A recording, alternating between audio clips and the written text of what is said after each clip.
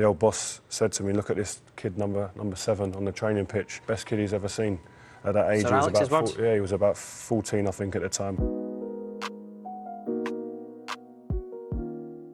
When the majority of us talk about the best players we've ever seen, we all know to take it with a grain of salt. We only see what's shown on the TV. We don't see the work that goes on behind closed doors, the things in training that make players respect players and make managers put players on TV in the first place. So when Sir Alex Ferguson apparently says that someone is the best prospect he's ever seen, you kinda have to pay attention. In the same vein, when said prospect only makes 18 appearances in the Premier League and has a handful of disappointing stints for 13 different clubs across a 14-year period, you can't help but wonder how all of this happened. As a youth prospect, Ravel Morrison was a player that countless players, coaches and fans once thought of as English football's next great thing. Sadly though, off-field issues, lawsuits, breakdowns in managerial relationships, attitude problems, and an apparent lacking work ethic have stunted a once budding and vibrant career. One of the worst parts of it all?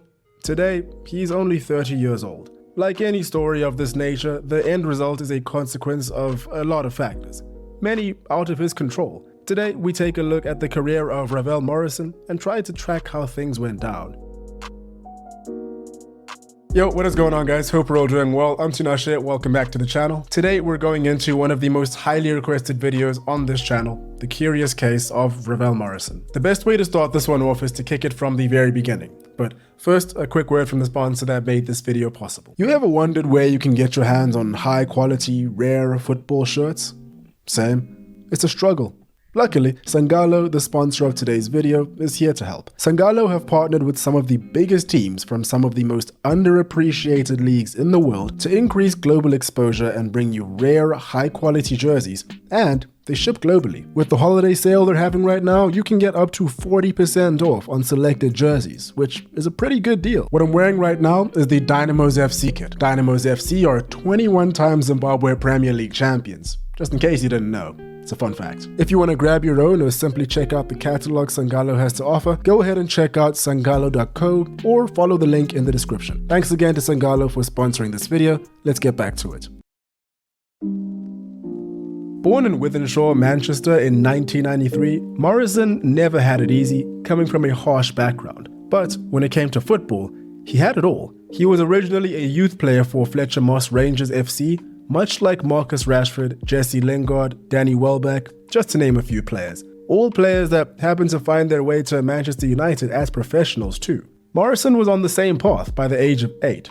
A Man United coach by the name of Phil Brogan is credited with discovering the young talent and bringing him over to the United Academy. He did train with Man City at the time, but after his United trial, he never looked back. This was around 2001, but some 11 years later, in 2012, Brogan doubled down on the talent he saw all the way back then. I genuinely believe he could become good enough to play for any team in the world, including Barcelona. The talent I saw in that 8-year-old will always be there. To put things into perspective, Morrison was part of the same Man United youth crop that fielded Jesse Lingard and Paul Pogba. You know, the team that won the 2011 FA Youth Cup? He was consistently thought of as the most talented amongst them, by miles, according to Wayne Rooney. Gary Neville, speaking on Morrison back in 2020, even said this. When Ravel was 13, I remember categorically Sir Alex Ferguson saying that this was the biggest talent he'd seen at the club since Ryan Giggs. Playing as an attacking midfielder as the years ticked on, the hype around Morrison did nothing but grow.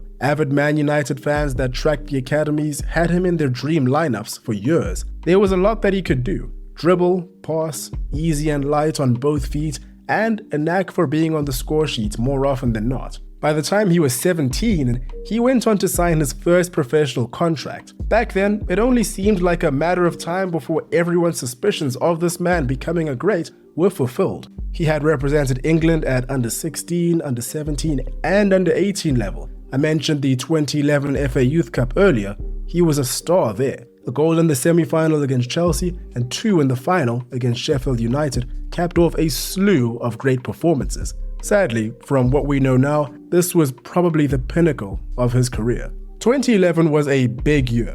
For the right reasons, sure, but also for the wrong ones. In the same year, he pled guilty to 2 counts of witness intimidation. 2 of Morrison's friends were locked up due to a robbery. In an attempt to get the victim of the robbery to not come forward with his story, the victim apparently received threatening phone calls from Morrison. The boy was threatened by Morrison and 2 other teenagers on the street, and the 3 even appeared at the victim's house, throwing bricks through their window. Traumatized, the family of said victim subsequently put their house up for sale. Now, Morrison was very lucky to walk away from this without serious punishment. Instead of being locked away himself, he was given a 12-month referral order and ordered to pay costs and compensation of £1,445. That same year, he was charged with assaulting his then girlfriend. The incident took place in Manchester, and Morrison was accused of common assault involving throwing her phone out a window during an argument. However, in court, his girlfriend withdrew the allegations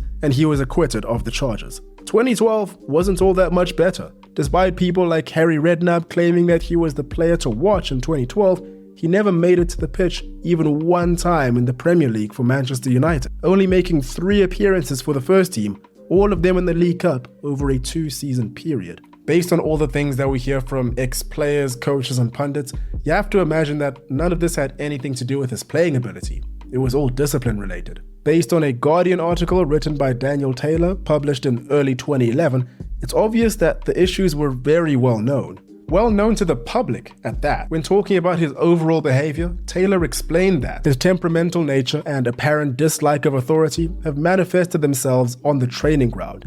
It is said that Ole Gunnar Solskjaer, then the reserve team manager, had to intervene in one incident. The teenager is described as someone who acts impulsively and does not think of the consequences, a fragile personality in need of a role model. He was only 18, sure, but the concerns couldn't be ignored, and he was good. So good that you had to wonder how much United were willing to put up with. Habitually late for training, fined again in early 2012 by the FA for using a homophobic slur to someone on Twitter. It was a lot to handle. Unsurprisingly, by 2012, it seemed that they had had enough. Early in the year, it came out that United were looking to sell. Newcastle United put in an offer of £500,000, but were rejected as United were seeking $3 million. Eventually, he moved to West Ham, who were in the Championship at the time, for just under $600,000. Instead of the $3 million, a deal was made whereby West Ham would pay United $25,000 for every appearance he made up until a set number of games. The fact that this deal went through shows you just how much big teams were willing to give him chance after chance. Sir Alex Ferguson and Sam Allardyce are publicly good friends. Allardyce was the West Ham manager at the time, and it's said that their relationship is what made this deal go through in the first place. To a lot of people, this was a good thing. It was perceived that all he really needed to do was leave the city of Manchester. It wasn't the right environment for him. All the same, by now, many had given up hope. We've all heard the story before. Talented young man with a bright future, yet no real focus to make it at the top. Early life at West Ham wasn't so promising either. Not only was he petulant, but he was inexperienced. Allardyce tried to fix that by sending him on loan to Birmingham City. Here's the thing, problems with discipline did arise, and Birmingham's manager, Lee Clark, even considered terminating his loan. But overall, this loan spell did wonders. Being taken under the wings of Kevin Nolan and Mark Noble at West Ham seemed to help too. The 13-14 season looked to finally be Morrison's time to shine. Back from loan at West Ham, strong as ever, the now 20-year-old looked ready to push on. Articles like this were trending, celebrating a turnaround that literally everyone wanted to see. The Hammers were back in the Premier League, and Morrison was involved in 16 of West Ham's first 17 games of the year. 3 goals and 2 assists followed in that time, with him completing more 90s than he had ever done as a senior player. One of his goals included a sensational solo goal versus Spurs in a 3-0 win, West Ham's goal of the season that year. He was on time and performing in training. His mentality had done a 180. Things were finally up, until they weren't. His relationship with Big Sam soured as quickly as his form reappeared, and he was out again on loan to Queen's Park Rangers by February of 2014. How? A lot has been said over the years about this breakdown in a relationship and how it happened.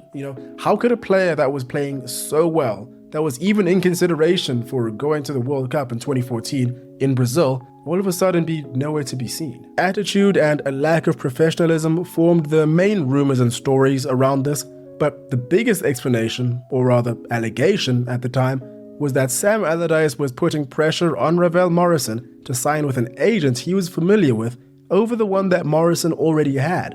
Morrison refused, and nothing was ever the same. In the years since this has all gone down, Sam Allardyce has referred to Morrison as, quote, the biggest waste of talent I've ever worked with. So I guess there is no love lost there.